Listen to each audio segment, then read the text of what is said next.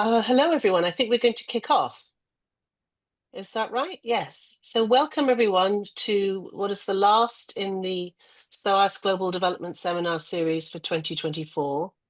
It's been a really exciting lineup, but today's, I think, is particularly exciting. There is a book, and it's being launched today by several of the authors.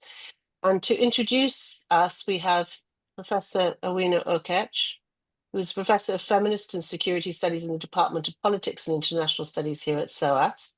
And she's also the founding director of the Feminist Center for Racial Justice.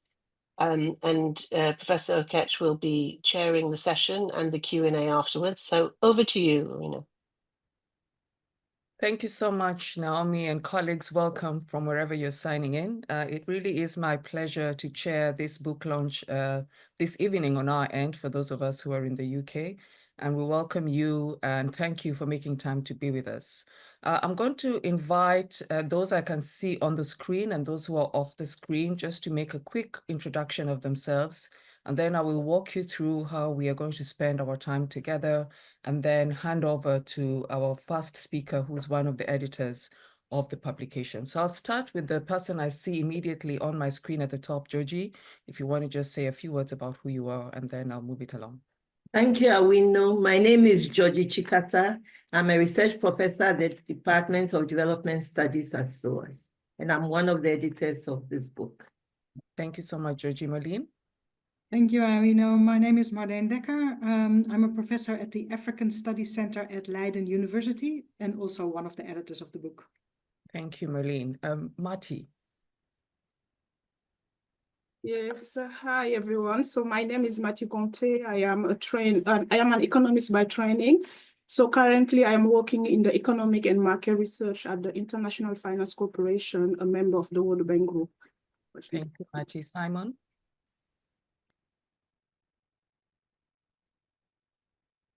We can't hear you, Simon. I think you're on mute. Hello, everyone. I'm Simon Manda, a lecturer in international development here at the University of Leeds, UK. Thank you, Simon. Josephine? Good evening. Greetings from Uganda. Josephine Ahikire, Professor of Gender Studies at the School of Women and Gender Studies, College of Humanities and Social Sciences, Makerere University. Thank you, Josephine. And finally, Innocent? Thank you, Awino. My name is Innocent Chirisa. I'm an urban and regional planner by training, but currently I'm the Vice Chancellor of a private university called the Zimbabwe Ezekiel Guti University in Zimbabwe. Thank you. Thank you so much, Innocent. So as you will see, we have a combination of people who put together the book, wrote chapters, edited the book. That is Dzodzi and Marleen. And then we have a number of reviewers who will be speaking to us about their own reflections on the book. So Marleen rather will situate the book. Dzodzi will talk a little bit about the findings of the book, and then we will go and speak to each of the reviewers to offer us a 10-minute intervention in relation to their reflections around the publication. After that, we will open it up for a Q&A. We are going to be using the Q&A function that you'll find at the bottom of your Zoom screen. Please post your questions as the discussion is going on, and we will pick them up at the appropriate time. Colleagues, without much further ado, let me hand over to Dzodzi to kick us off. Thank you. Awino, I thought Naomi would say a few words, and then Marleen. Okay. Oh, sorry. Naomi, do you want to come back and say a few words? No, we're short on time, and I really want to hear from yourselves. All right. Marleen, we start off with you. Thanks again, Dzodzi, for the clarification. All right. Thank you very much. What I will do in the next 5 minutes is to situate a little bit where the book originated. The book is based on research that was conceptualized and funded by Include Knowledge Platform. Include Knowledge Platform is a knowledge platform on inclusive development policies in Africa. The platform was established in 2012 by the Dutch Ministry of Foreign Affairs in the Netherlands to try and bridge the gap between research on the one hand and policy on the other hand. And I've been the coordinator of the platform until 2021. The core of the platform is a network of what we call thinkers and doers from Africa and the Netherlands with expertise on inclusive development. And the platform as such supports research and policy dialogues on inclusive development topics, such as employment with a focus on youth, social protection, the provision of basic services and inclusive governance. Usually the platform meets twice a year to discuss research, but also important policy insights from both research and practice. In 2020, we were preparing to meet in Benin when the COVID pandemic hit. Obviously, we couldn't travel, but instead we gathered online to discuss how, let's say, the global standstill affected us individually and institutionally in our respective countries. And this could be Ethiopia, Mozambique, Kenya, Benin, Nigeria, but of course also the Netherlands. And in our discussions, when we were sort of getting together and discussing how COVID and the lockdowns especially affected our lives and livelihoods, we realized that across the globe there are quite a number of similarities in how the lockdowns were experienced, but also stark differences in how governments on the one hand responded, but also how people were affected. As a platform, we then very quickly conceptualized a research program that would delve into these very specific experiences on COVID, mitigation measures by the government, and how it affected lives and livelihoods in various countries. I think it's important to realize that the research started really during the first wave of the pandemic and really focuses on that specific point in time. And it looks specifically at the types of measures that governments in Africa were able to implement, and how these measures took into account issues of inequality and equity, and how the measures then affected different socioeconomic groups in the countries. We commissioned studies in 12 countries, so 12 country case studies, and we commissioned a study to synthesize the results from the 12 case studies. We're very happy that Dzodzi and our colleague Ziva were able to do that work with us and really compare and contrast the experiences in the various African countries in that specific point in time. The book is a result of the research program, so the 12 country case studies as well as the synthesis of findings, and I'm really happy that Dzodzi is here to take us through some of the key issues that we picked up in that research program. Thanks very much, Dzodzi, and thanks SOAS for the opportunity. Thanks, Marleen. Over to you, Dzodzi. Thank you very much, Awino, and thank you so much, Marleen. First of all, I think one should express thanks to DevTrack at SOAS, particularly Haben and Naomi, for providing us the platform for this webinar. I'm really also grateful to our four panelists. As they introduce themselves, you realize that they are all very busy people, but they generously agreed to be part of this review panel. And I'm really keen to hear what they think, because several of them have also done some research and done some publications on the pandemic. So hearing from them would be very useful. This webinar is really a first launch event for what is really a collective effort, as you can see from the book. It has loads of authors and 4 editors. It's titled Equity in COVID-19. As Marleen has indicated, it came out of efforts by the Include platform to reconstruct, document, and analyze the early responses of governments and non-state actors in Africa to the COVID-19 pandemic, using equity as a frame of reference and focused on containment and mitigation responses. The timing of the studies, which were undertaken between 2020 and 2021, and the decision to focus on the responses to the first wave of the pandemic, make these studies an important record of policy making in times of great uncertainty and peril. The opportunity to undertake these studies meant that African scholars were not bystanders at a critical time for the continent, when dire and uninformed predictions were being made about the fate of Africa and its people. Sadly, the kind of solidarity and collaboration underpinning platforms such as Include was largely missing in the real world of vaccine nationalism and hoarding, entrenched positions about protecting intellectual property rights and profits from big pharma, and in industrialized countries turning inwards and away from multilateralism and collective approaches.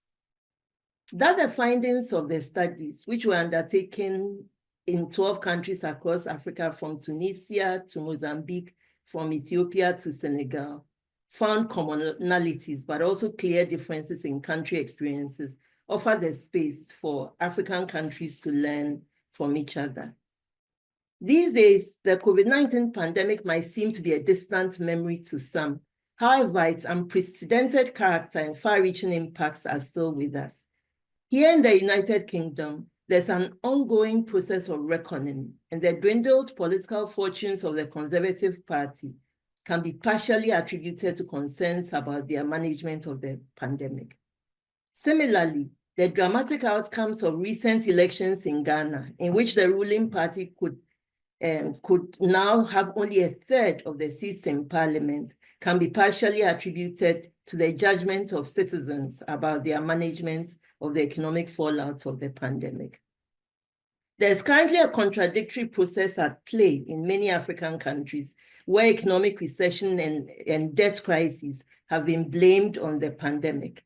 At the same time, debt restructuring efforts by governments have seen a return to austerity measures that reflects a worrying amnesia about one of the key lessons from the COVID-19 pandemic. That is the importance of robust social policy institutions and policies for post-pandemic recovery.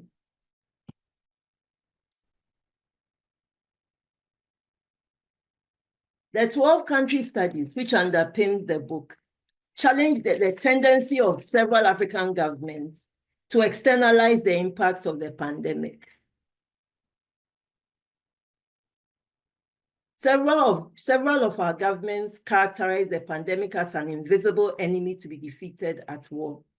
The studies also draw attention to the resort to short-term measures that fail to address the structural systemic problems highlighted by the pandemic. And this has meant that the Building Back Better agenda, which was embraced more in rhetoric than in concrete actions. The Include platform's decision to highlight equity was driven by both its own orientation, but also by the preliminary commentaries that were drawing attention to the risk of growing inequalities and their implications. In as early as 2020, several commentators described the COVID-19 pandemic as the inequality pandemic. And as Oxfam, a leading international NGO, wrote in its international briefing paper in 2021, the coronavirus pandemic has the potential to lead to an increase in inequality in almost every country at once. The first time this has happened since records began. The virus has exposed, fed off, and increased existing inequalities of wealth, gender, and race. Over 2 million people have died, and hundreds of millions of people have been forced into poverty, while many of the richest individuals and corporations are thriving. The UN Secretary General also argued at the time that COVID-19 was exposing fallacies and falsehoods everywhere. One of these, to quote him, was the myth that we are all in the same boat. As he said, while we are all floating on the same sea, it's clear that some are in super yachts while others are clinging to the drifting debris. This focus on inequalities proved to be very, very fruitful and productive. It enabled the studies to examine a range of socioeconomic and political indicators of equity, as well as the structural dimensions of inequalities. So now let me share a few of the findings from the country studies. The first is perhaps the not surprising finding that pre-existing stressors and country context has shaped the experiences and impacts of the pandemic, as well as government responses. The pandemic's heavy socioeconomic toll on African countries was from the 50 years of neoliberal economic policies and social policies in Africa, which had resulted in decades of GDP growth without structural transformation, decades of jobless growth, the expansion of informal economies, informal services, and agrarian stagnation had resulted in high levels of rural-urban migration and growing spatial, class, and gender inequalities. The expected dividends of a youthful population had largely failed to materialize, and by 2019, a year before the pandemic, several African countries were beginning to accrue dangerously high levels of both external and domestic debt, a practice fueled by governments having to turn to external and internal bond markets away from dwindling multilateral credit and aid. And while many African countries had experienced significant improvements in access to education, health, serious social problems remained. These included the growing work precarity, youth unemployment, the poor quality and quantities of housing, water, sanitation facilities, growing income poverty, and income inequalities in several countries. In Burkina Faso, Niger, Mozambique, and Nigeria, all four of them, some of the study countries, income poverty was more than 40% of the working population, while in Benin, Ghana, Kenya, Mozambique, Rwanda, and Uganda, income inequality was higher than 40%. Several African countries were also facing varying levels of political instability amid geopolitical tensions. Among the study countries, there were Islamic insurgencies of various levels of severity in Mali, Mozambique, Niger, and Nigeria. There were ethnic and regional tensions in Ethiopia, terrorism and police brutality in Kenya, Nigeria, and Uganda, election instability and repression in Benin, Ethiopia, Ghana, and Uganda. In Ghana, Uganda, Benin, and Niger, elections scheduled for the latter part of 2020 highlighted political tensions, and citizens were expressing a lot of suspicion that government COVID responses were designed to enrich the political classes and gain electoral advantage. The decision to postpone elections deepened instability and tension in Ethiopia, while in Mali, a long-standing political crisis resulted in coups d'etats in August 2020 and May 2021. Not surprisingly, several of our studies describe the pandemic as a crisis within a crisis. In spite of these serious conditions, once the pandemic was declared, there was a remarkable, though short-lived effort by African governments to establish pandemic social contracts with citizens who were being asked to endure unprecedented restrictions on their freedom of movement and their ability to make a living in return for safety and support to survive. As Ghana's President Akufo-Addo said time and again, we know how to resurrect an economy, but we do not know how to resurrect a dead human being. The second major finding was that the remarkable uniformity of containment responses, though there were variations in the intensity, scope, and implementation of these measures, was attributable to the influence of the WHO and the Africa CDC guidelines. Linked with this was a general lack of sufficient domestication of responses.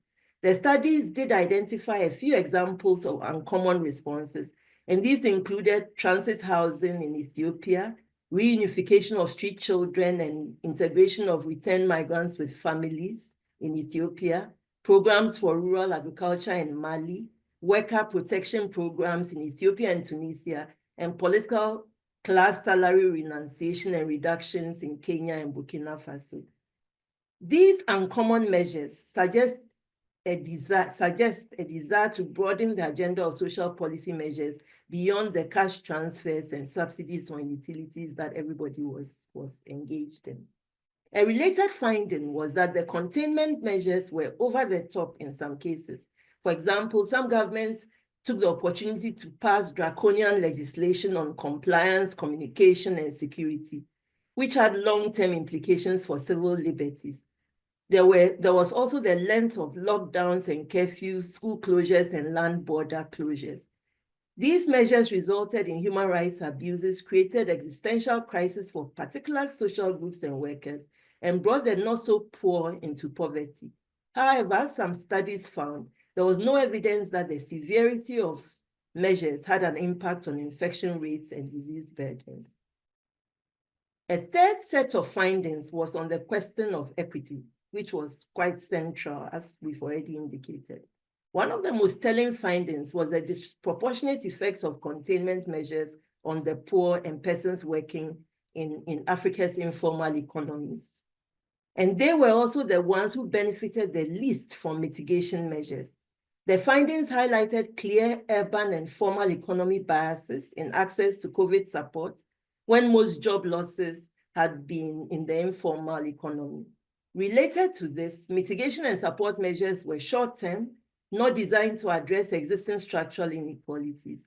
And there were class and gender segmentation in measures and beneficiaries. So food and cash transfers went to the poor, utility and income support went to formal workers, business support went to formal businesses. Universal programs such as water and electricity subsidies required the availability and access to amenities, which many poor urban and rural households did not have. And business support measures were open to formal businesses, while measures targeted at the poor relied on already existing limited social protection programs, thus failing to capture the new poor created by responses to the pandemic. Also noteworthy was the finding that government responses had been hampered by the lack of robust population data to inform targeting, as well as transparency and citizen participation deficits, in some cases, patronage and abuse.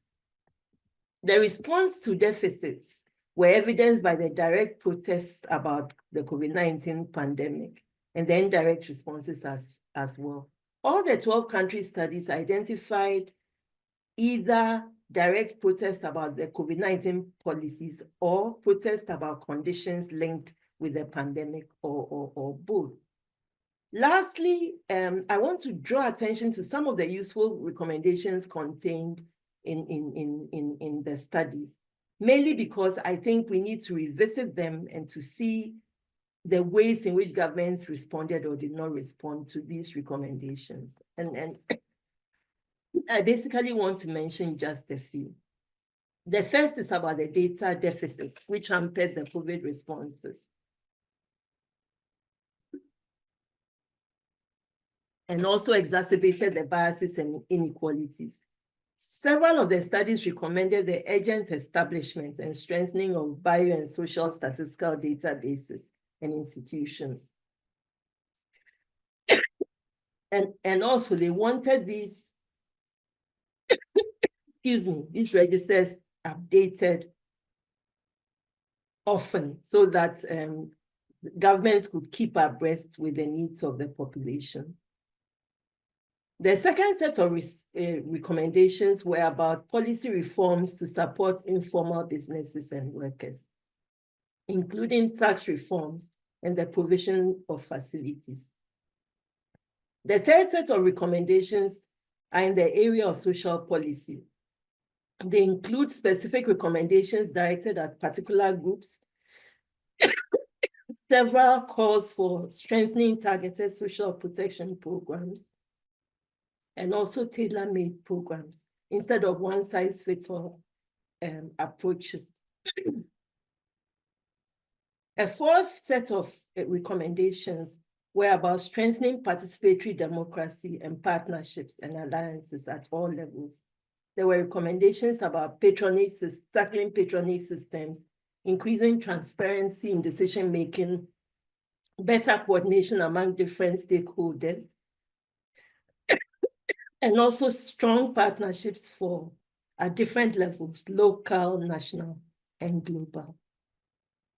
There's certainly much more to be known about the short and medium-term impacts of the COVID-19 pandemic on structural inequalities in Africa than is contained in the chapters of this book. However, the book provides invaluable lines of inquiry for future research, and they give a good indication of the antecedents of the current economic and social crisis in Africa. What we have tried to produce is an enduring record of how African countries responded in the short term to one of the greatest global challenges of the last 10 years, and the effects of those responses on some of the endemic inequalities in African societies. I hope that the book is therefore read in that spirit. Thank you very much. Thank you so much, Dzodzi, for that overview. As I invite Josephine to lead us or start us off with a 10-minute intervention on as a reviewer, I wanted to leave you with a question or a point of reflection on the book and whether this is covered. I think one of the lessons that Africans learned, both from the HIV/AIDS pandemic and Ebola, was what it meant to invest in our own scientific systems, right? Our ability to invest in our universities, our scholars, the kinds of research investments that were necessary to look into what people might view as the next frontier, which is biological warfare. Is this something that is picked up as a key recommendation?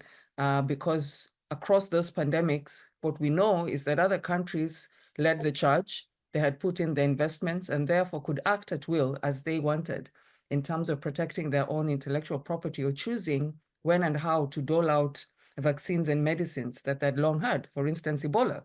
Many of us did not know that people were sitting somewhere with an Ebola vaccine until Ebola hit the shores of places such as the US. So I'll leave you with that for a minute and invite Josephine to offer some reflections.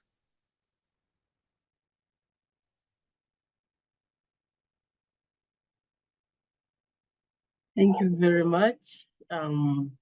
Gratified to be here on this launch of Equity in COVID, Mitigation, and Policy References in Africa responses. And I think that the book really gives us what I would call a head start in terms of revisiting Africa's positionality, not just in health, but in provisioning for its citizens. So looking at the health responses and the mitigation measures, mainly in three components.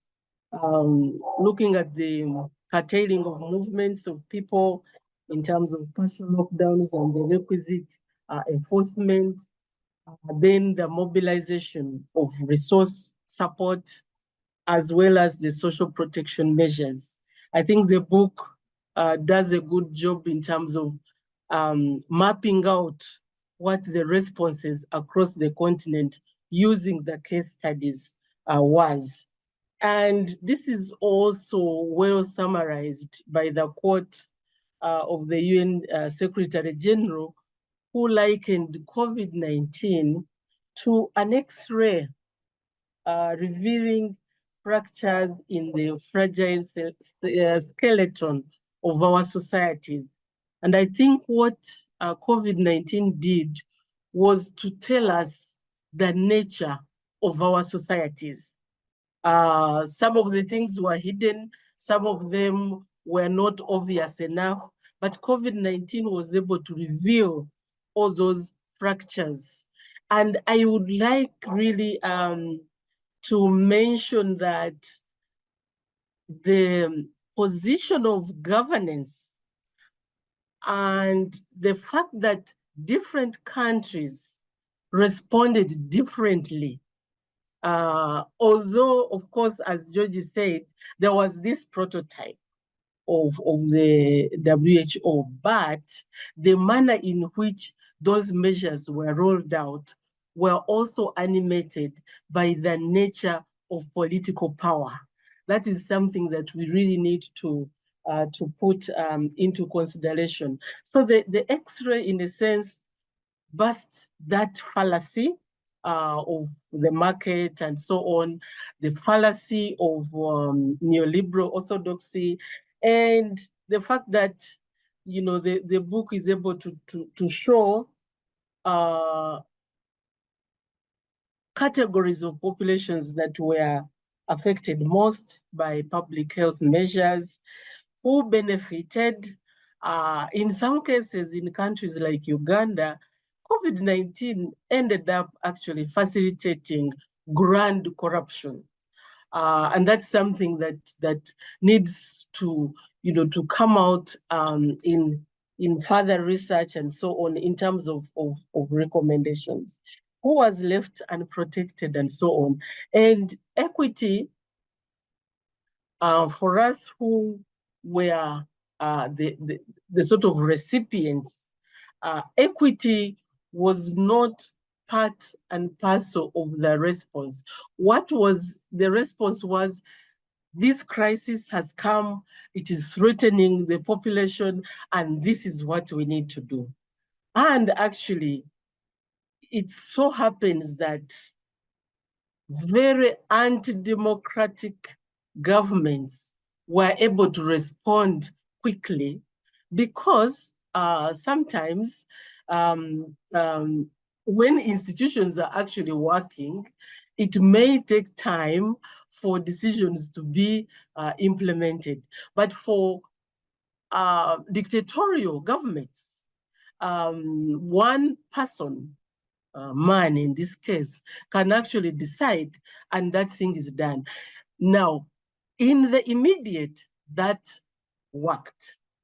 But in the medium term, what worked was the militarism. So the curtailing of movements of people and the militarism embedded within it. So in a sense, the biggest, the most efficient response, I should say, for want of a better word, was the curtailing of movements, because for it, it was amenable to a militaristic approach.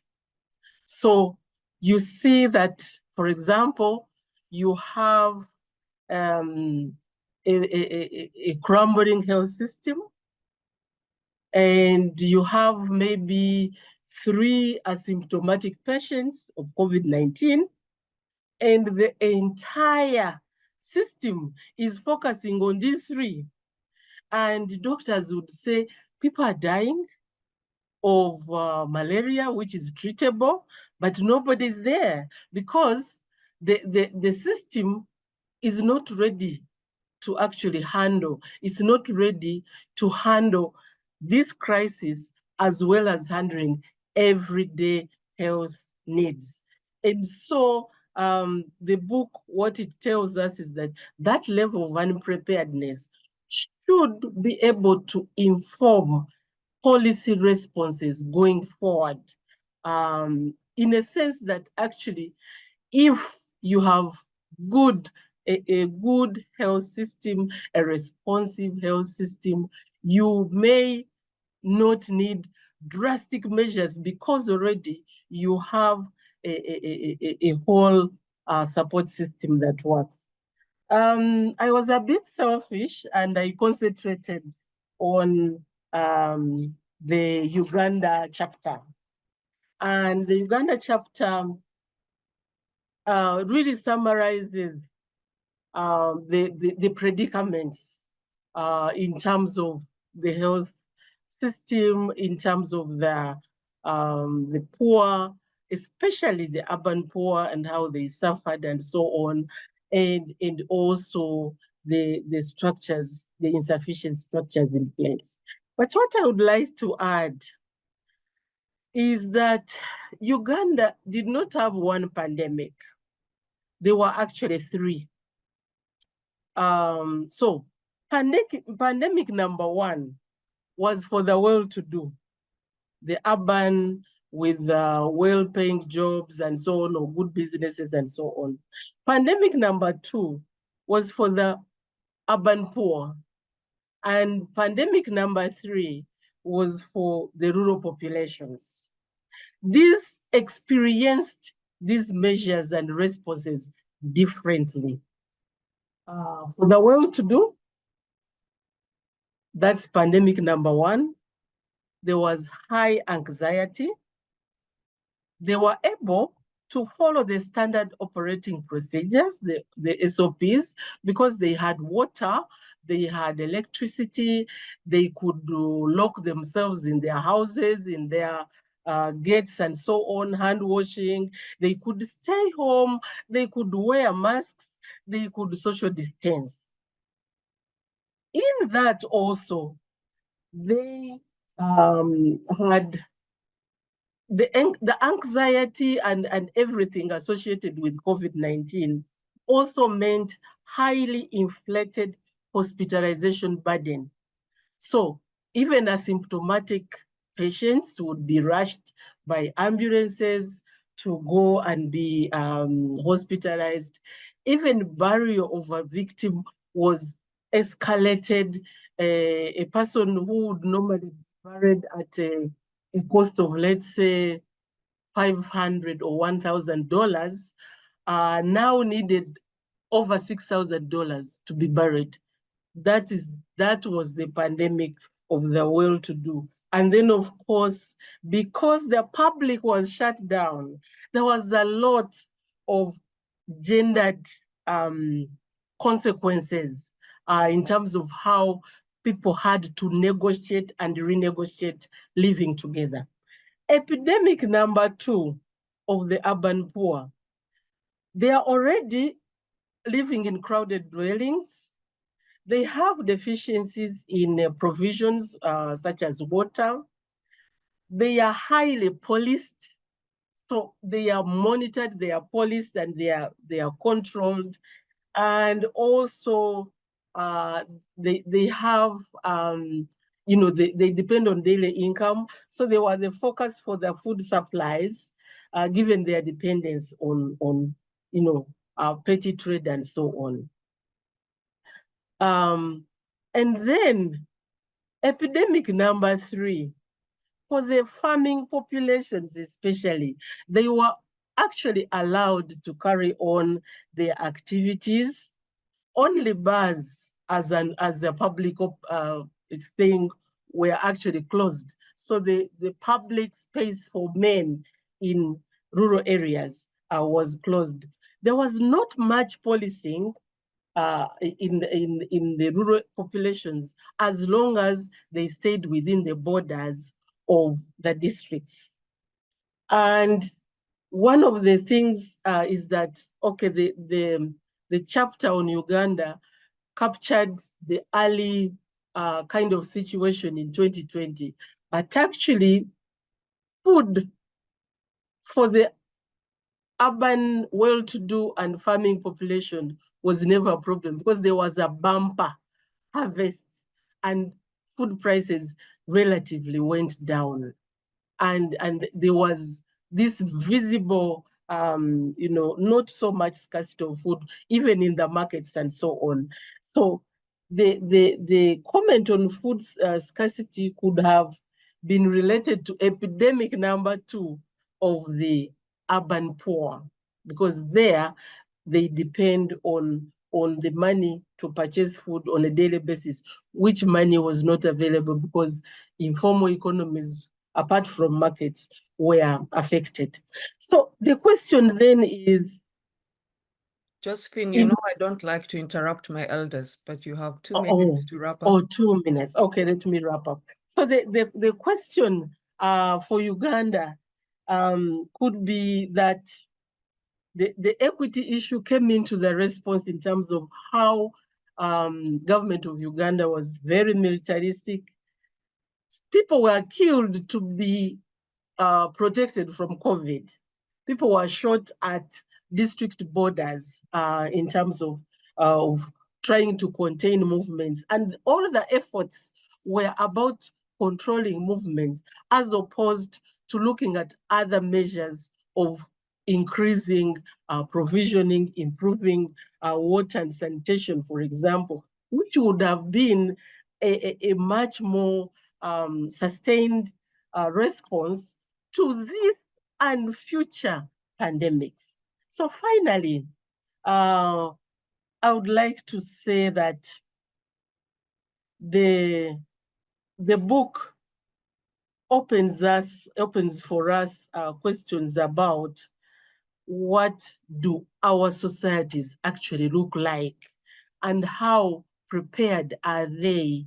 And somebody talked about the amnesia. It looks like we are beginning to forget, and we actually need to keep remembering the fact that most of these are symptoms of a larger governance issue.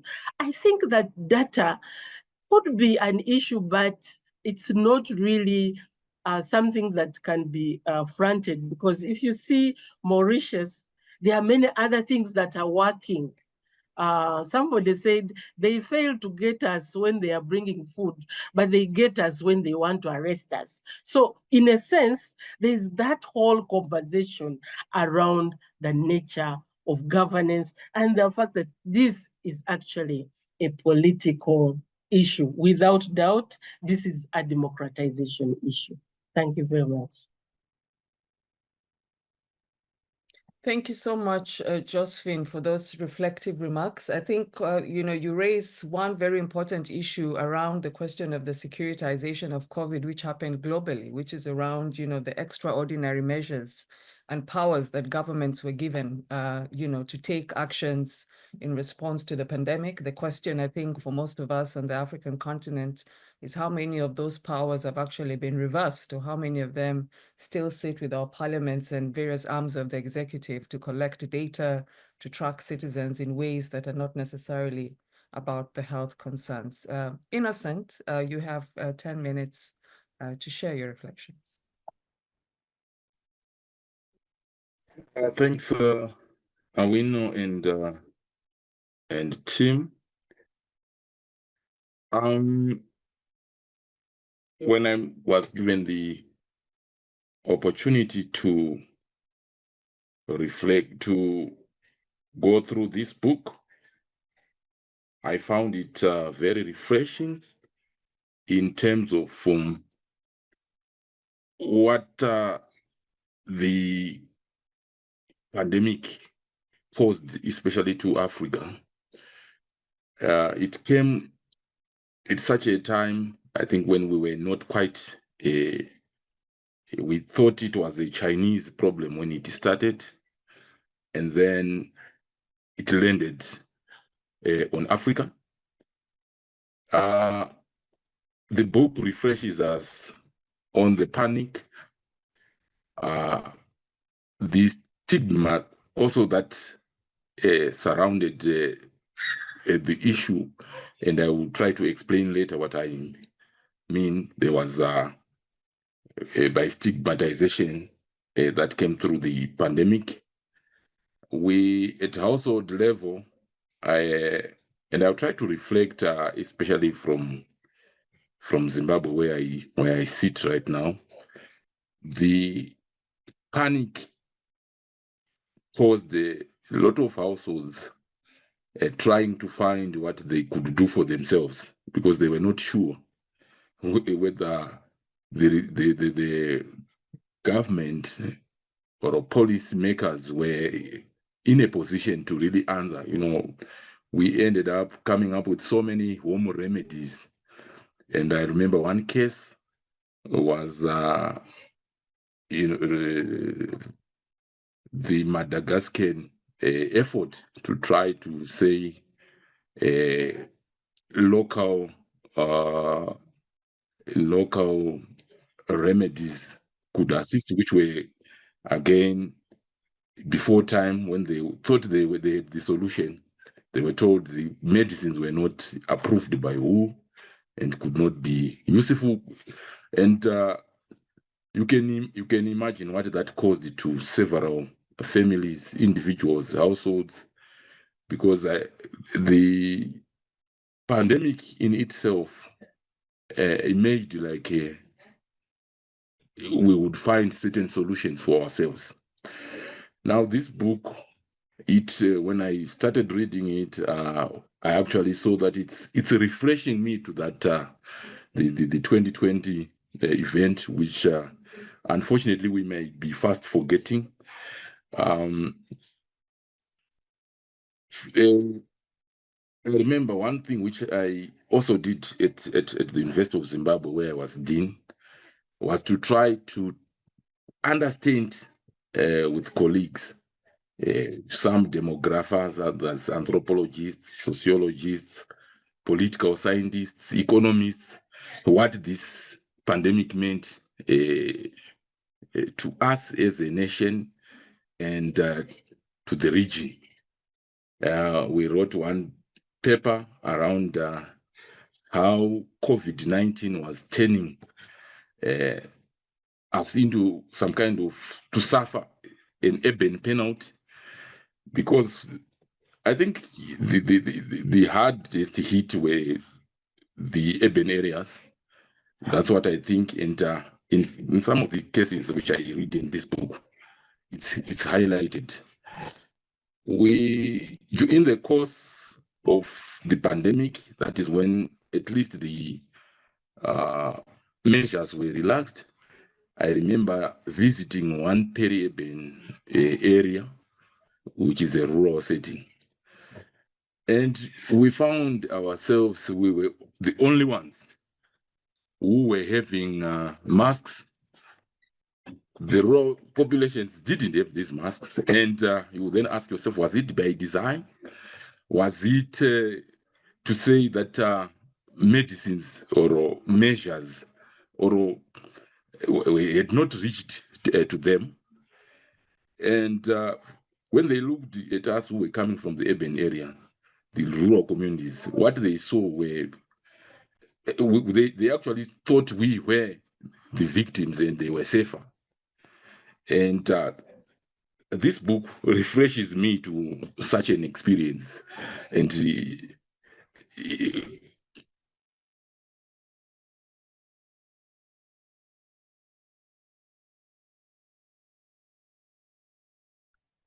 Did we lose Innocent? Innocent, were yeah. considered or stigmatized rather by the people who, in our eyes, were very vulnerable, more vulnerable than us. So I think the book asks us to reflect and ask our questions, such questions as to the extent to who was vulnerable, the urban population or the rural, because at least the rural populations could still do freely. They could still go to fetch their cows. They could still go fetch their firewood, and were not concentrated in one space. Then I also see, and it on Zimbabwe, basically it came when we had a crisis. We were preparing for the 2023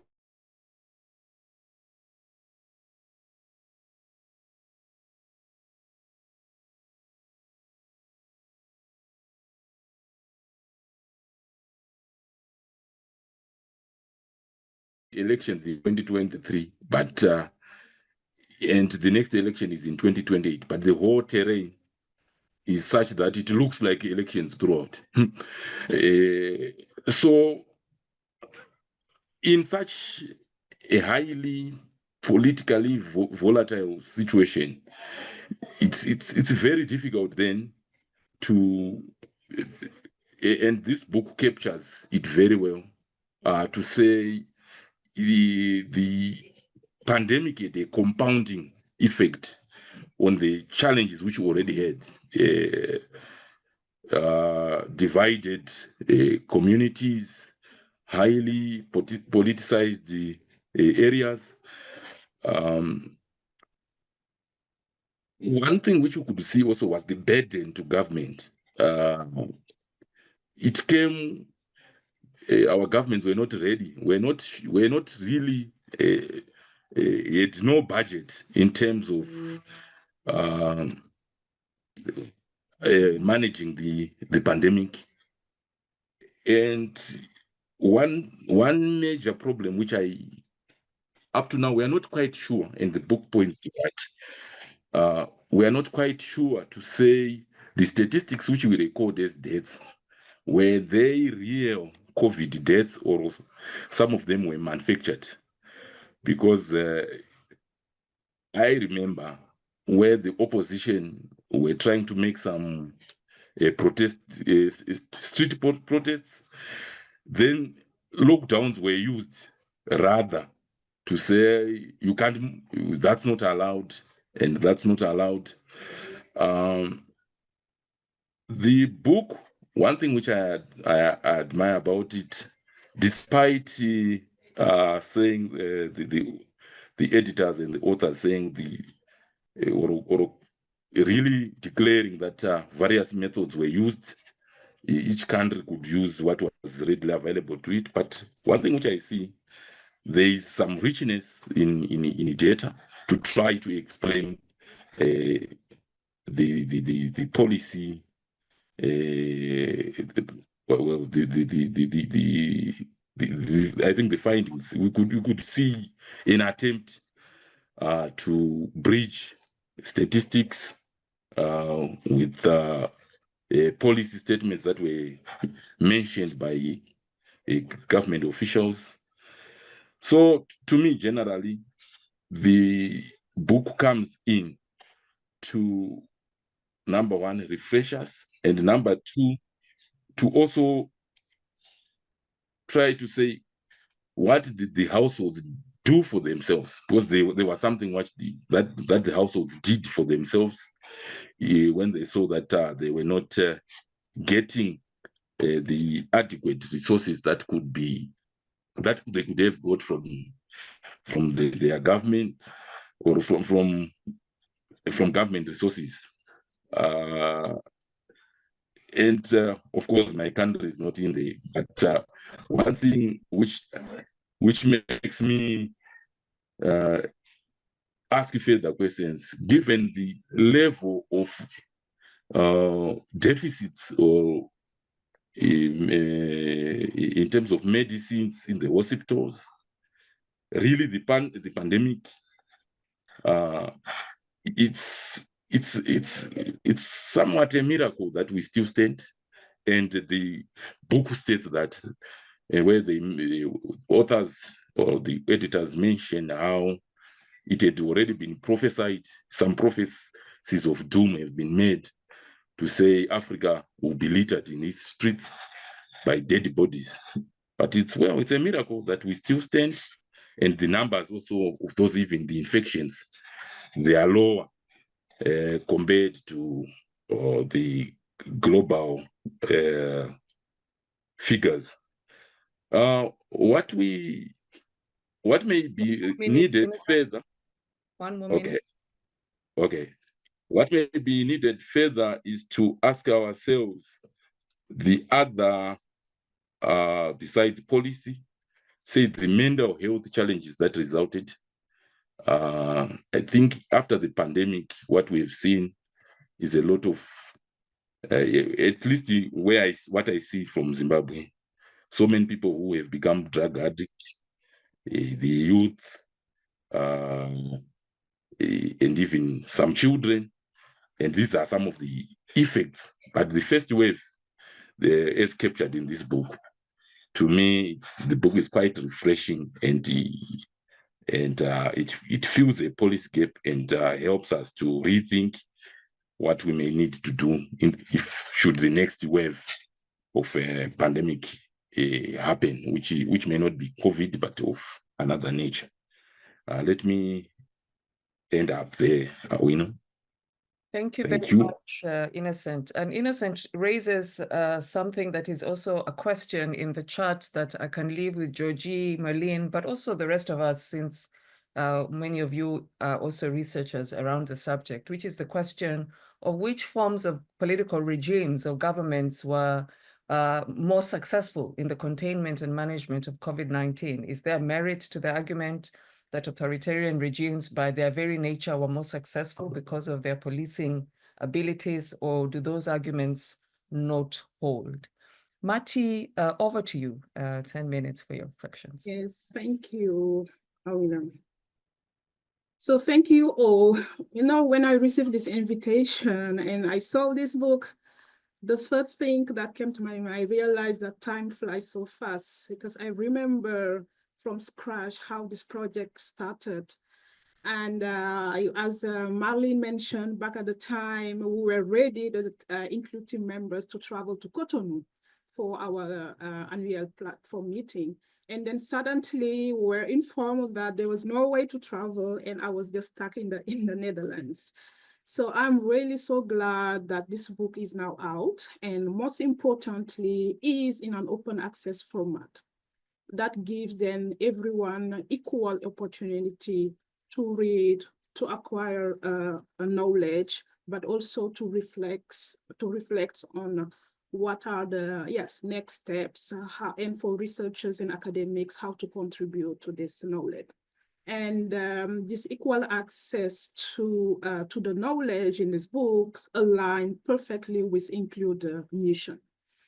And I echo all the different points that the previous reviewer colleagues have raised. So this is definitely a rich and very constructive edited book that combine knowledge from 12 countries in Africa, and which is quite a big milestone. 10 is not, it's quite a nice number.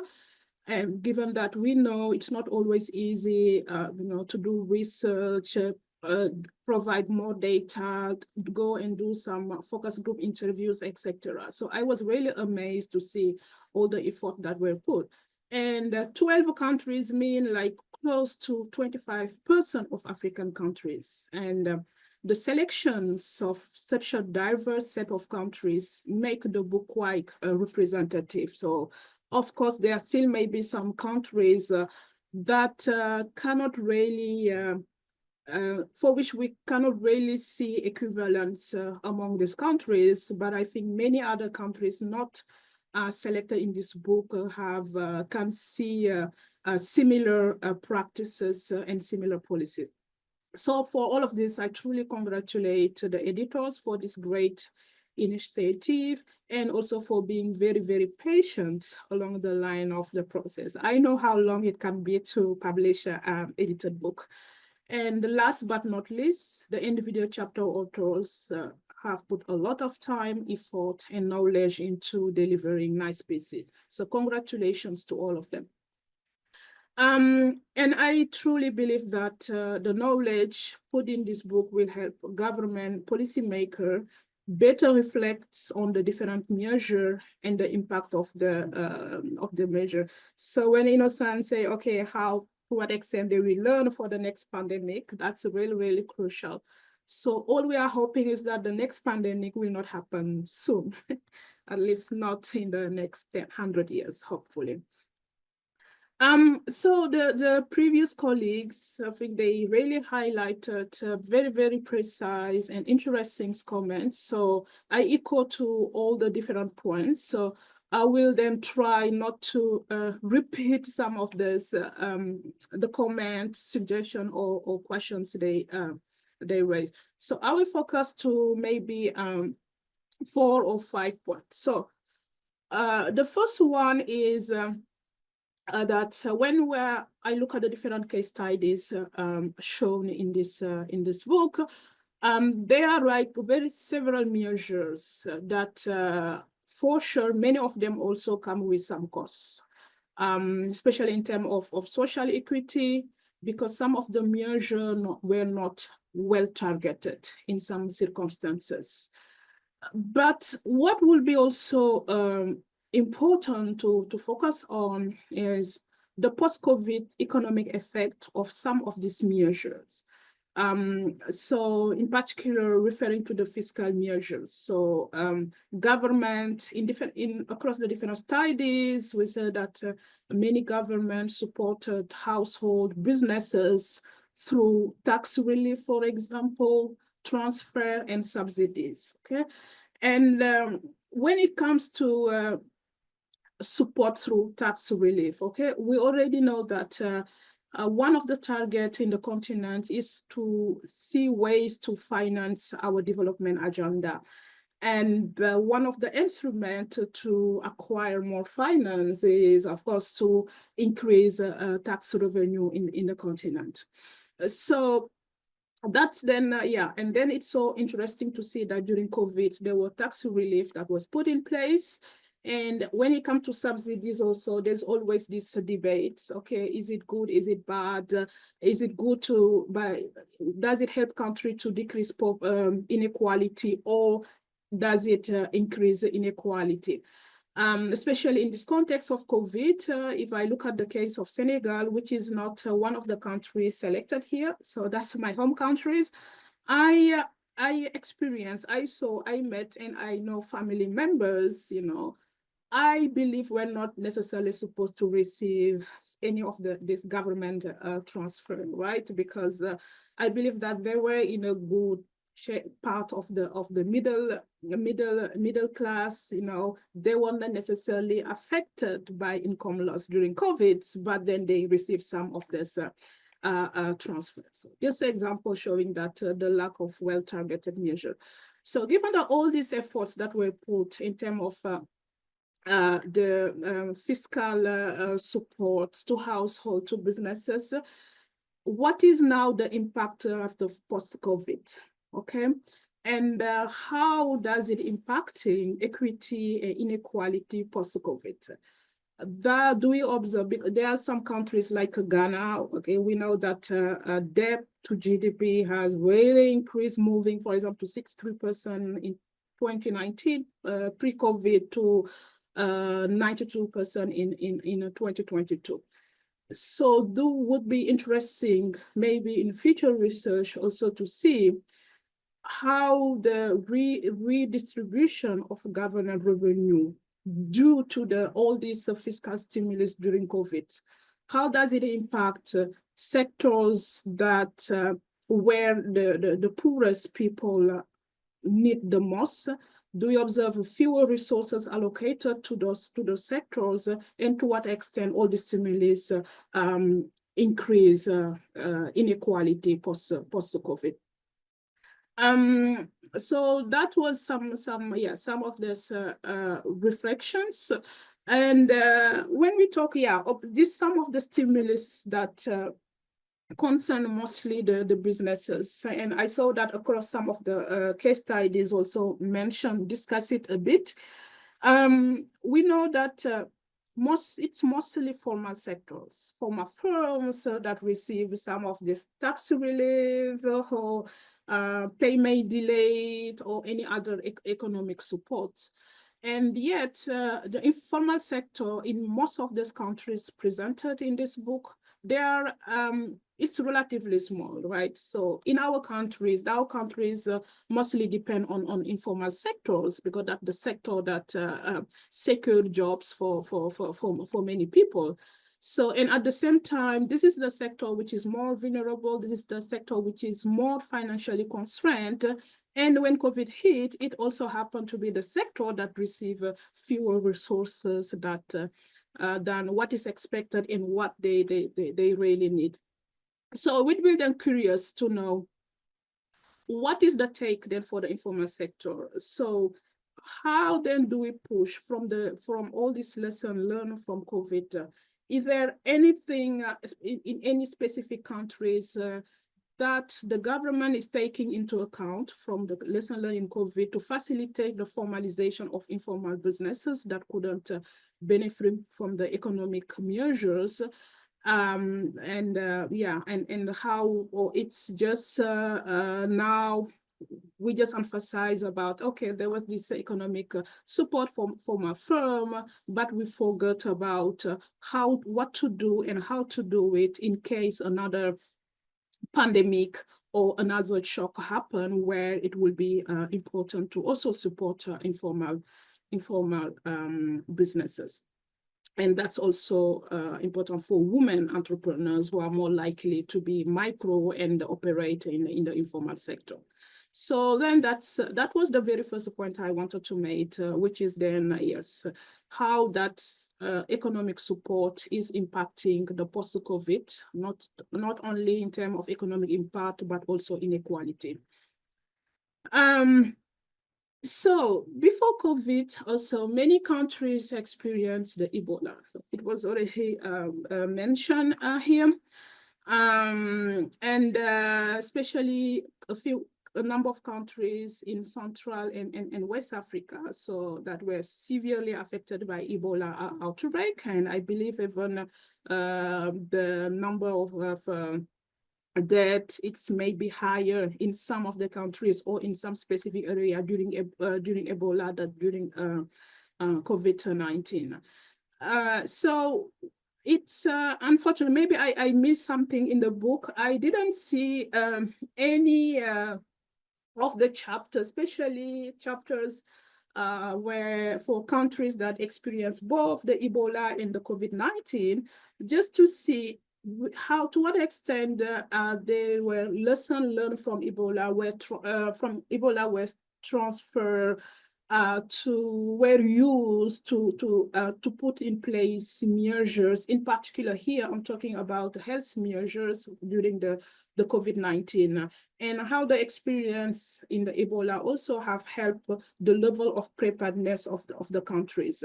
So for example, if I take just the case of Nigeria, right? So Nigeria, we all know that during Ebola, it was one of countries that is used as reference, where immediately from case number one, there were a lot of good practices that were put in place, resources in the health service, and easily then Nigeria became a country with 0 case of Ebola. So is it the resources during Ebola and the practices just wasted, forgot about it, or were this knowledge and break practices also translated during the COVID-19? So knowing also how the country capitalized from the Ebola crisis to the COVID-19 crisis could also help us think deeper and reflect on, okay,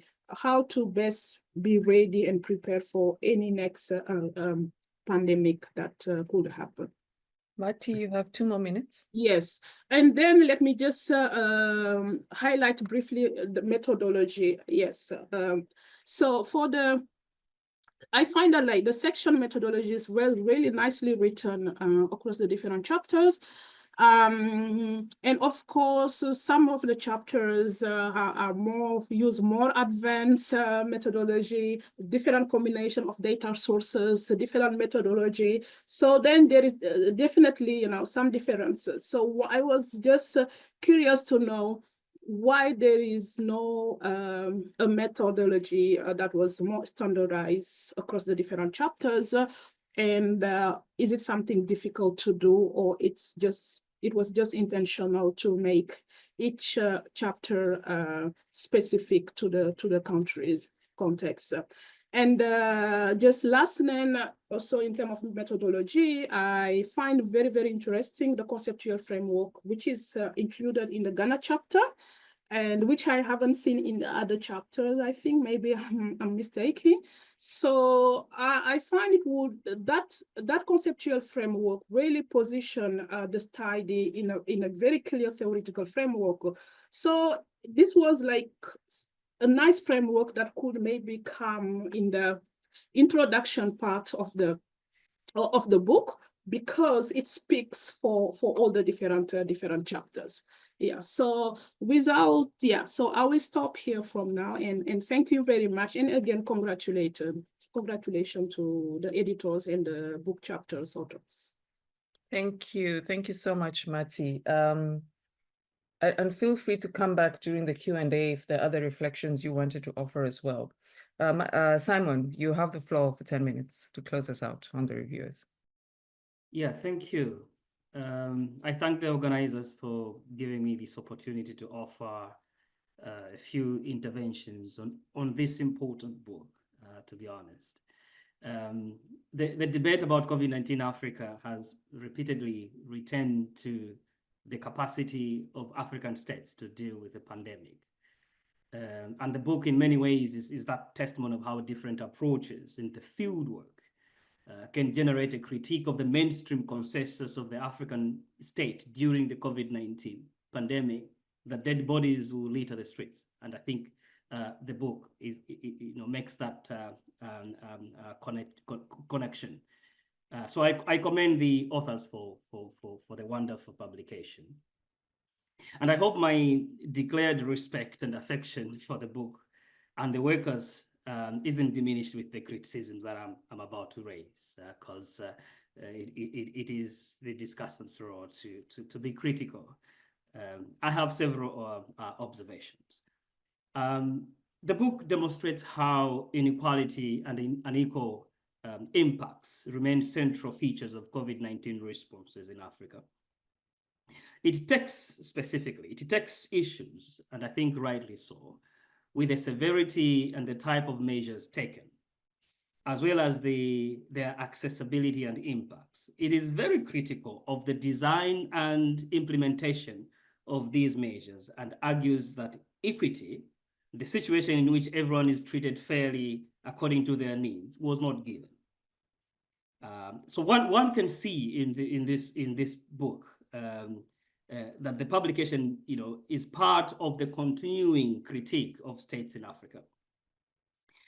But it is the framing of equity itself that I find a little bit problematic, and it shapes the structure and organization of the paper, including the arguments. And I think there lies the problem. It notes in the start of the publication that equity, can be linked to well-being dimensions beyond income and growth, redistribution of growth.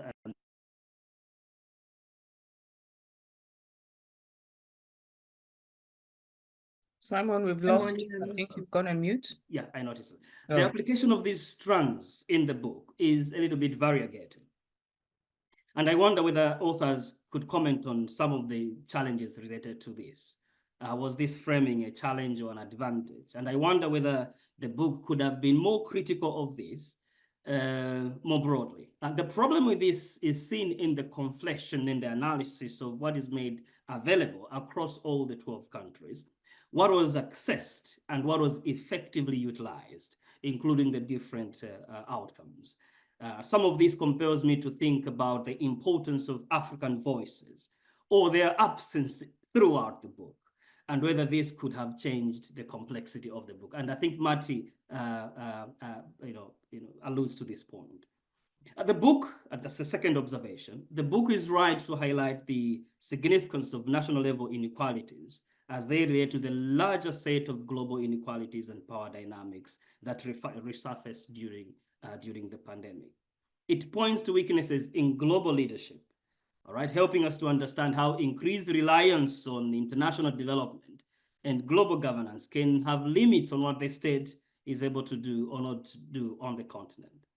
And the book is absolutely right when it notes that the response from the global community fell short of the demand of an effective and sustained COVID-19 response. However, one would expect to hear more about this in the book, but it fizzles immediately.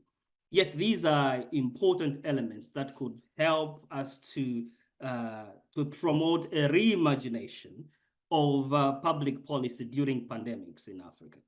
So one is, left quite curious if the book missed an opportunity to say a little bit more about how states could navigate these realities.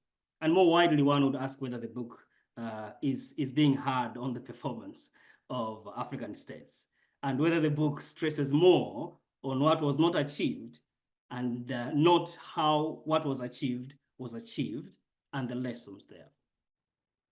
At the third level, the authors are, absolutely right, and we see this in the book, to connect national economies to the wider political realities more broadly. How COVID-19 responses are linked to not only resource bases within individual country cases, but also linked to international political dynamics. However, one wonders whether the book could have explored not only the existence of substantial informal economies, but also what this means for failure of COVID-19 policy responses. I mean, the failure of equity, equity in these policies. I mean, the question here is whether we see the problem with the policies themselves or the ground on which these policies are touching. And that can have impacts on the outcomes of the policies.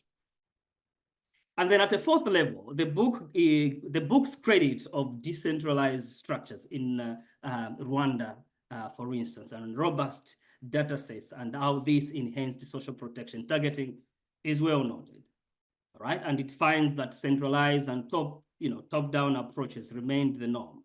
But it isolates a problem that this excluded local people, civil society organizations and other groups. However, we know that pandemics tend to frustrate national planning. We also know that pandemics can reorganize bureaucratic structures, sourcing strategies, supply chains. Local suppliers offer quality goods within a short period of time. So like any other pandemic, COVID-19 might have needed a different kind of supply or sourcing strategies, different from those approaches that are deployed during normal periods. In Tandika Mgandawire's text, we are talking about of creativity here of the bureaucratic structures, of try and error within, during and after the crisis. And this does not mean something is wrong, but of course, one might expect diverse implications of the way different legal tools, policy tools are deployed to respond to a crisis. It is a crisis after all. As one reads through the book, the reader cannot but help to notice a tension somewhere between the problematic nature of policies themselves on the one hand and the challenging terrain within which these policies were made to touch the ground. I've mentioned something to this effect already.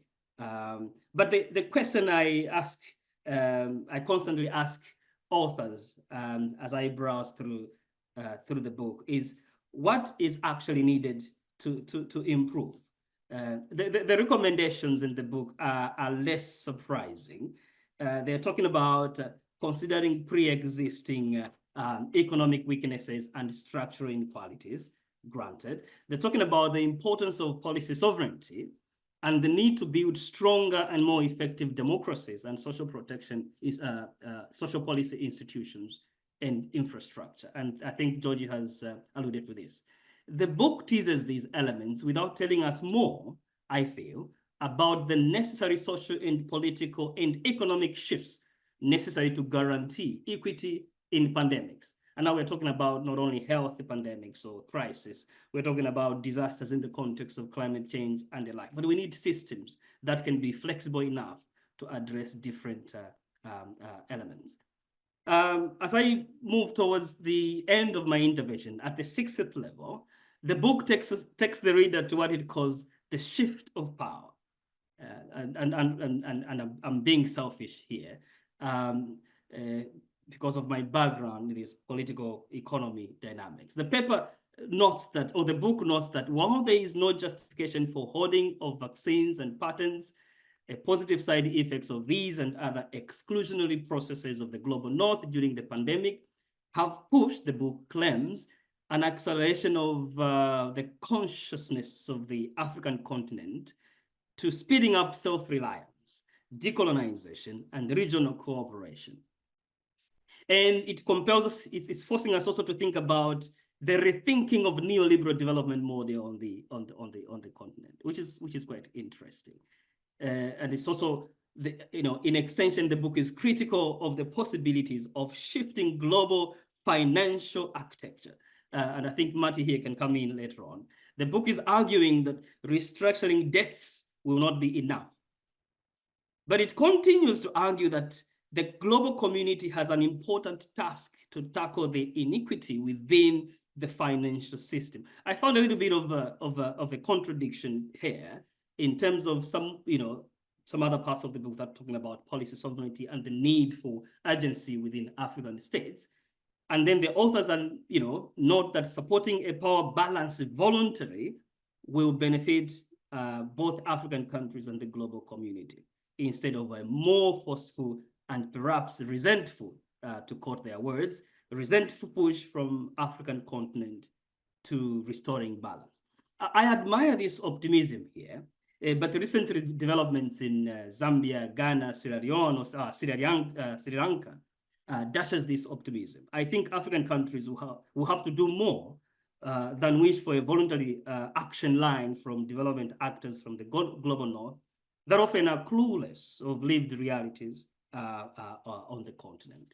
Finally, the book ends on a very persuasive note. And I would like to read something that really caught my attention. And it's really towards the end of the book. The intention to do better and not fall back into the way things were is not lost yet, and not utopia either. But it means that in order to do better next time, we start today with a genuine willingness to know who lives in poverty, who lives in a precarious situation, and who could potentially fall into such a situation, and listen to them. Only then can we safeguard equity in policies and programming and leave no one behind. I thought that really was a very, very strong way of ending the book. And I believe that only then can African states genuinely leverage on the key COVID-19 lessons and build appropriate systems. And more broadly, I think what this book is telling us, that there is potential for urgency amongst African states, but there's more that needs to be done. I submit. Thank you. Thank you very much, Simon. We now have about 25 minutes, which I want to open up for some questions and reflections. I have 2 questions in the chat box, which I'm going to come to a little later. And what I do want to invite now is Dzodzi, Marleen, and anyone else on the panel, right? The book has been written, the contributors are not here. Anyone else on the panel who would like to offer some reflections on what you've heard, the question around autocratic governments vis-a-vis what are deemed to be democratic governments, and whether that changed anything. The earlier question I posed around investing in our scientific and academic institutions and what that means in terms of preparation. So let me just open up for 5 minutes for any sort of reflections before I turn to the 2 questions in the Q&A. Dzodzi, do you want to start off? Sure. Just to once again really thank the reviewers for their comments. and I'm particularly appreciative of the criticisms and challenges of the book. This is not to answer any of the questions, because I think some of the observations are quite valid. It is to remind people about the kind of efforts that this was. This is a plurality of voices, scholars from both the global north and south, not wedded by an interest in equity, but not coming at it in a coherent or monolithic way.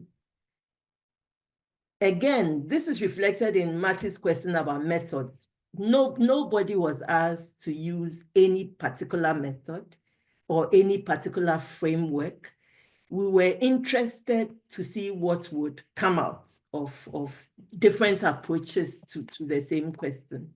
And the introduction tries to pull all of these together and to remain as faithful as possible to the plurality of voices. And Simon, that's why there's this optimism that you are worried about. I'm not an optimistic person. Perhaps Marleen is more optimistic than I am. That tension will be reflected in a book of this nature.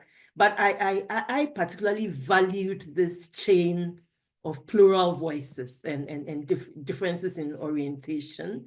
It doesn't make for a perfect book, but I think it points to the different voices that are raised about this momentous event that occurred in the world too. So I hope that we can take the book in that spirit. But I also thought that some of the questions that were raised really can be turned into agendas for future research. And that's why these comments are really critical and interesting. I hope Marleen took notes. I think the include platform, and I hope Maty also took notes. The include platform will benefit from thinking about some of these questions in its future research. I think it may be time to revisit this question of the pandemic again and look at some of those issues.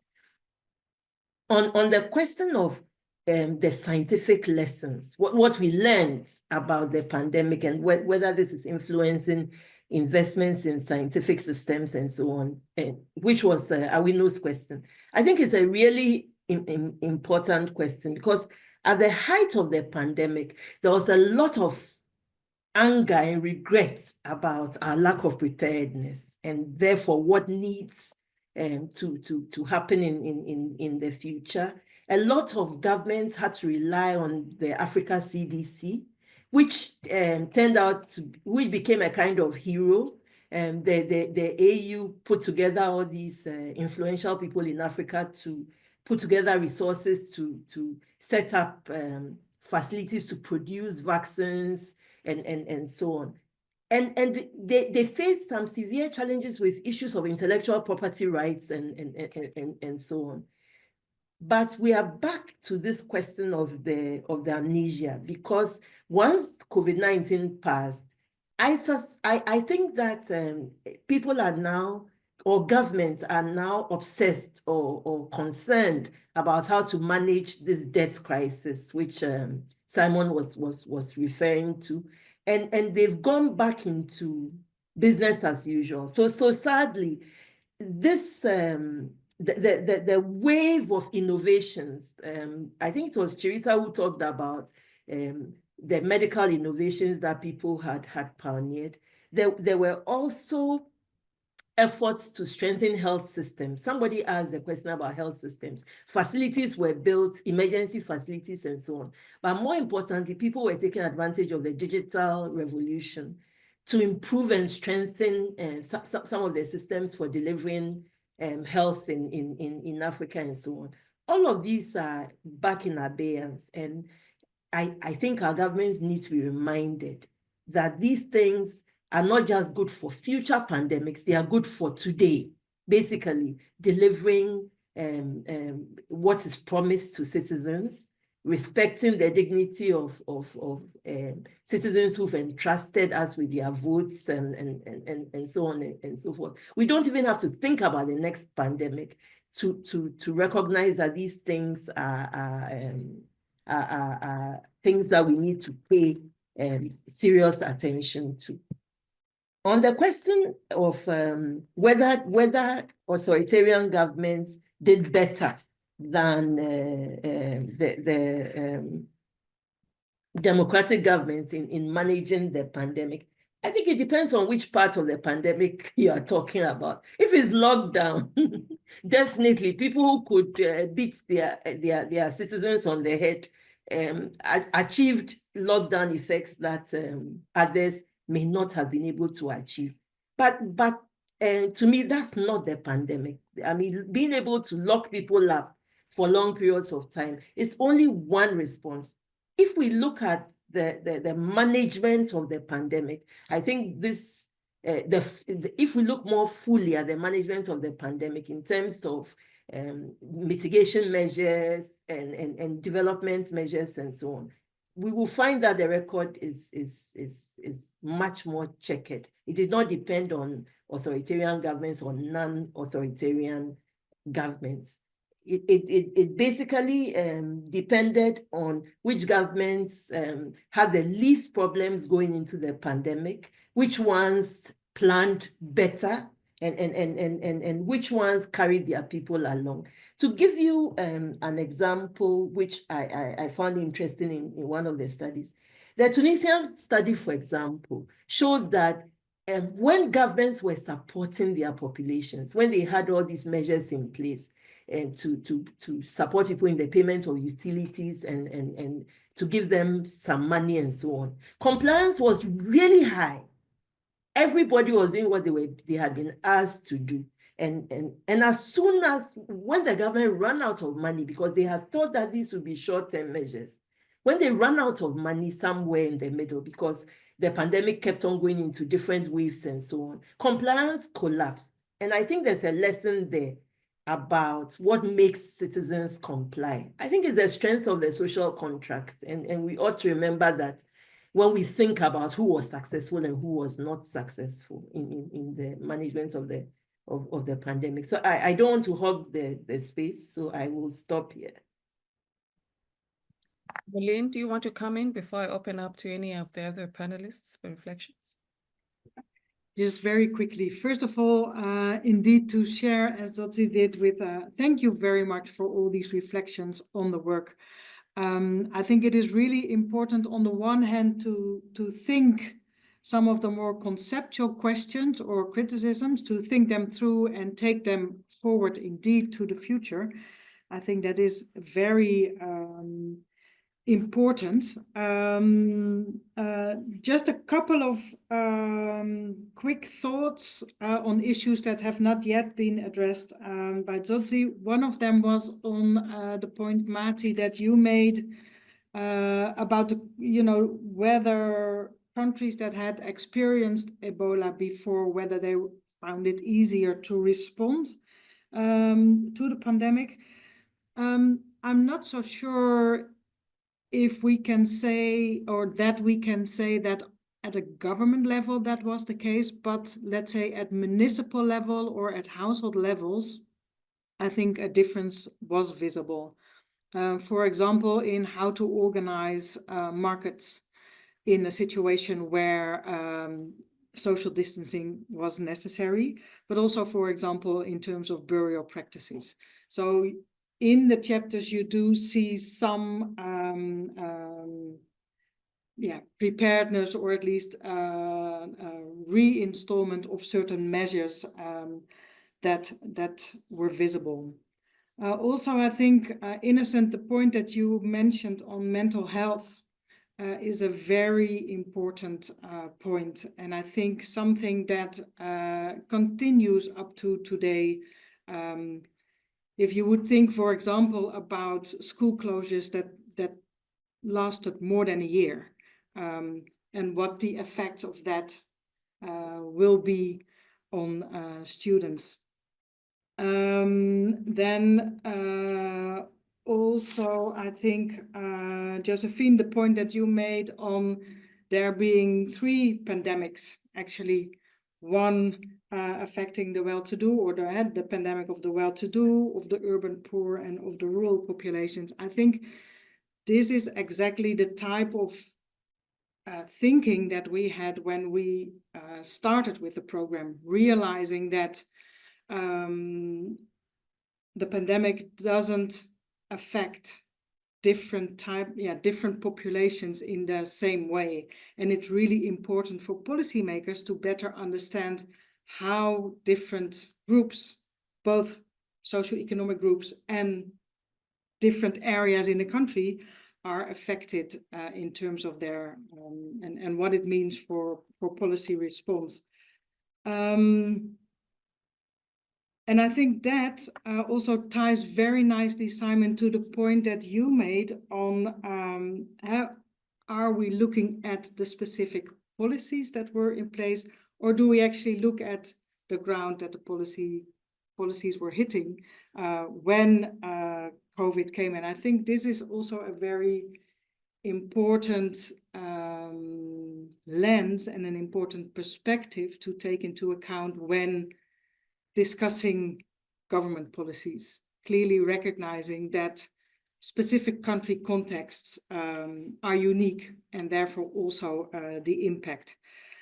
And then finally, a short word also, Dzodzi, on what you said about the current situation and going back to amnesia, if you like.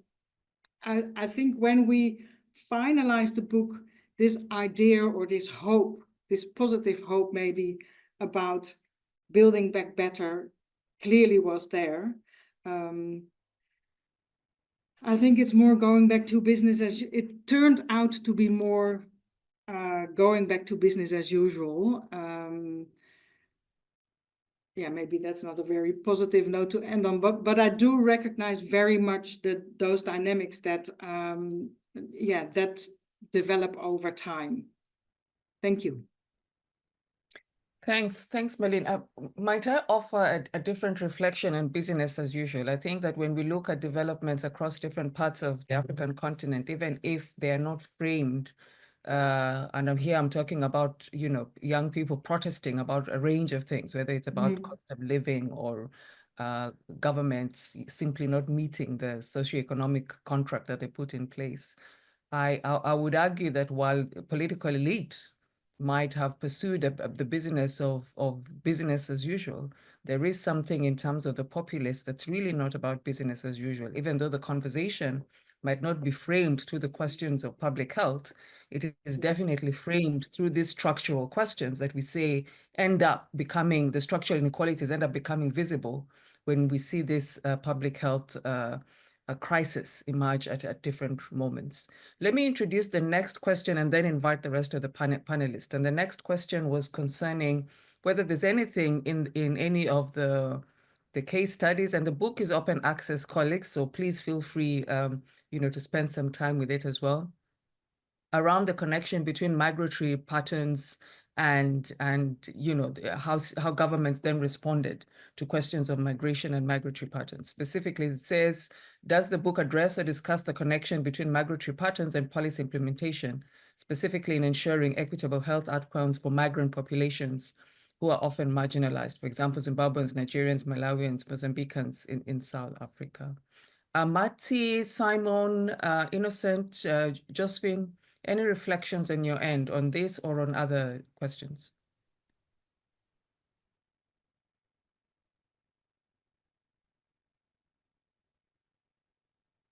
Maty, you look like you want to say something.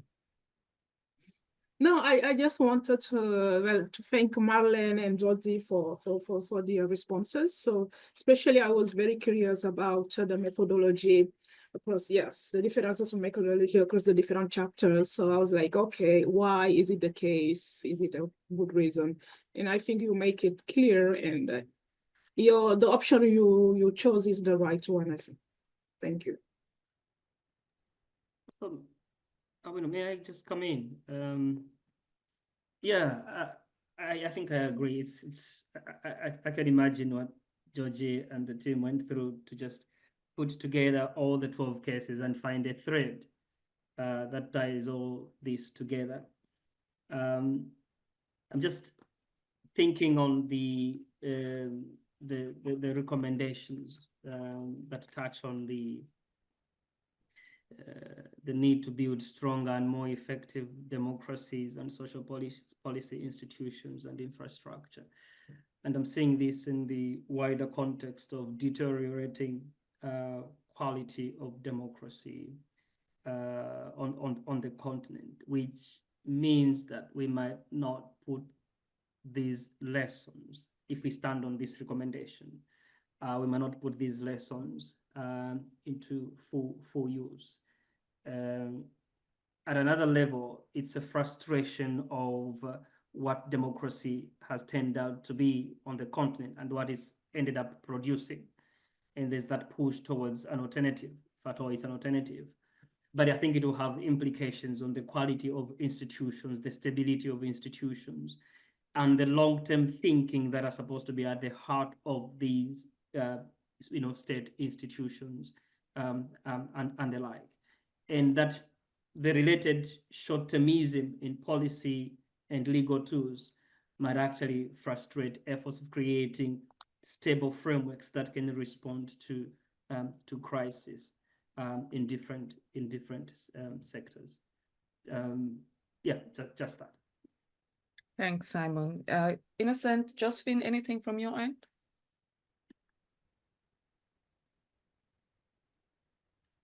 No pressure. Yes, I want to respond to the issue of authoritarianism and the fact that it appeared to have been more successful in containing the pandemic. And I think what Dzodzi said was, to a certain extent, it looked like restricting movement was the only option in terms of containing the pandemic. And that description, that sort of jacketed description of that made it look like a military response was more, more an efficient way of doing things. But if you look at equity issues, at the, democratization, look at how citizens should be part and parcel of the solution, then actually authoritarian governments did not actually succeed in terms of containing.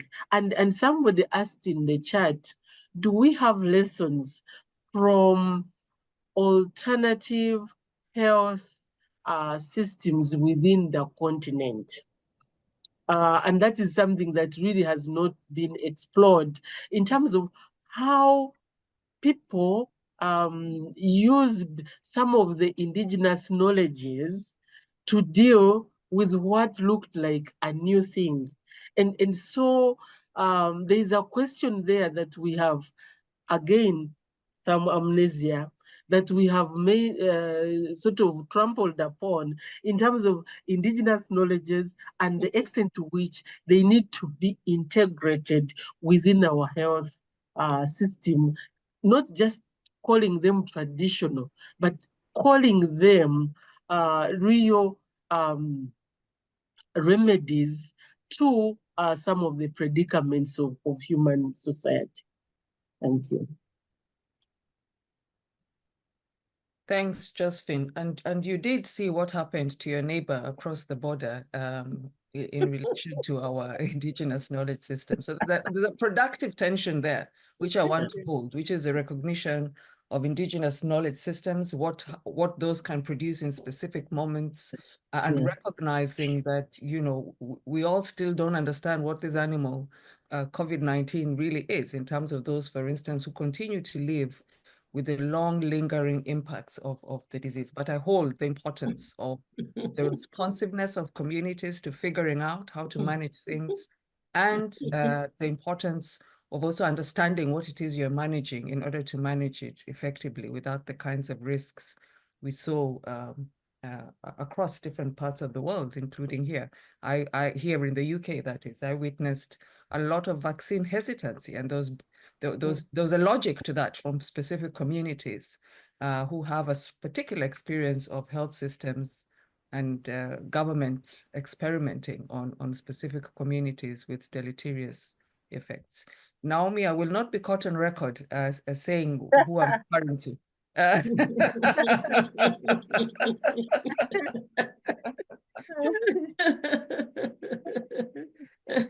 Colleagues, we're coming up to time. So Dzodzi and Marleen, I don't know whether you had any closing remarks before we close. Yeah, not closing remarks, but if I may, about the question about migrant populations. This was not a strong theme in any of our country reports. Perhaps if we had done a study on South Africa, this matter might have come out a bit more clearly. But definitely, I think this is an area of future research, because we are talking about equity and intra-Africa migration is a huge issue, although the Europeans are always making so much noise about Africans knocking on their borders. We know that the size of movements within Africa are quite huge, and they have implications for the for inequalities and the social fabric of African societies. So we definitely should pay attention to something like this in future. As I listened to my colleagues, I wanted to say that Africa can't seem to catch a break. So from the pandemic straight into a debt crisis, how do you plan? How do you think about the future? How do you think about the long term when you are hopping from crisis to crisis? Increasingly, I'm becoming more and more convinced that we should push for regional approaches, Pan-African approaches that allow us to support each other, not the kind that allows the whole of Africa to be invited by one country to sup at the table, but approaches that mean that we learn lessons from each other. I think the Africa CDC experience was a positive one, in spite of its aid dependence, the aid dependence of the institution and all that, because it brought a certain order to some of Africa's efforts to respond to the pandemic. And people were basically learning lessons from each other about how to use certain approaches. The CDC also supported a number of research institutions. In my own country, the Noguchi Institute was heavily supported by the Africa CDC, and they did a good job in testing and trying to understand the different waves of the pandemic and so on. If we could have equally effective economic and social institutions paying attention to how Africa can catch a break and begin to think about the long-term responses to issues such as pandemics, I think it would be very helpful going forward. Thanks, Dzodzi. Simon, I see your hand, and there's also a final question in the Q&A around any reflections or responses to the former Tanzanian president's approach to COVID-19 as we wrap up. Simon? Yeah, it's an odd hand, but just as George was speaking, I think also what comes to my mind is the local level creativity. And we might think about the formal institutions that were enacted during COVID-19, but the informal institutions, and how these remedies were spreading on social media, people trying out these things. But I think what also might be interesting is how this knowledge could possibly be packaged so that it sits side by side with a formal technocratic knowledge, and how this can be, and experimenting how these can be deployed during disasters. Yeah, that's one part I wanted to sort of mention. But in another minute, some experience from Zambia. I think one, from a subjective point of view, one of the most important decisions in the previous regime was the decision not to close the borders, with a financial crisis, debt crisis, contracting, maybe reduced productive capacity of the country. The government decided not to go for a total lockdown. And I think it's a question of the extent to which African states can listen to what is going on elsewhere. I remember I was in Zambia somewhere 2021 listening to CNN. It appeared like people were just dropping on the streets in the US. But when I went to the US, it was a different reality altogether in that period. And I think that points to the ability of these national states to sit down and listen and say, what is realistically possible for our countries and what are the implications for the different groups of people that this book tries to tease on. So I just wanted to sort of comment on that. Thanks, Simon. Marleen. Yeah, thanks very much. Just a very short reflection on the question regarding Tanzania. To my knowledge, this has not been systematically documented, and I think it would be really good to do that with, starting from, let's say, today, looking backwards, because clearly the Tanzania case in terms of policy was quite different from other countries. But we don't know that much about, so what did it mean in terms of how many people were affected? What do we see in terms of effects on the economy, for example? So I think the case as such would be a really important case to document and try to trace back, also in order to be able to learn for future, let's say, situations. So not only pandemics, but clearly with climate change and climate crisis coming on, I think it would be really useful to try and tease out what is actually the effect of particular policy measures. final word is more a word of thanks from my side. Dzodzi, of course, thanks very much to you for sharing the main findings of the book, but also thanks very much, Awino, for the moderation, to all of the panelists for sharing their reflections. Really important points of praise, but also of critical reflection that will help us to continue the thinking on issues of equity and inclusive development. And I think that's really important for Include the platform to be taken on. And of course, thanks very much for SOAS for offering us the opportunity to present the book. Thanks very much. Thank you, Marleen. And on behalf of the Center, the Development for Transformation Center, headed by Naomi Hossain, under whose aegis we're here today, let me say asanteni sana. Naomi, did you want to say goodbye? And so that I leave that to you. But on my own behalf and on those who are hosting us, thank you so much for your time. Naomi, you have the final word. Thank you so much. This was really interesting. I should say that Haben Hill actually is the manager of DevTrack and does almost all of the work. And she organized this event today. Thank you so much. I found this really interesting. I have worked on COVID policies, and this is absolutely the book I need to write my article. Fascinating to hear the commentary as well. And thank you so much for choosing to launch with us.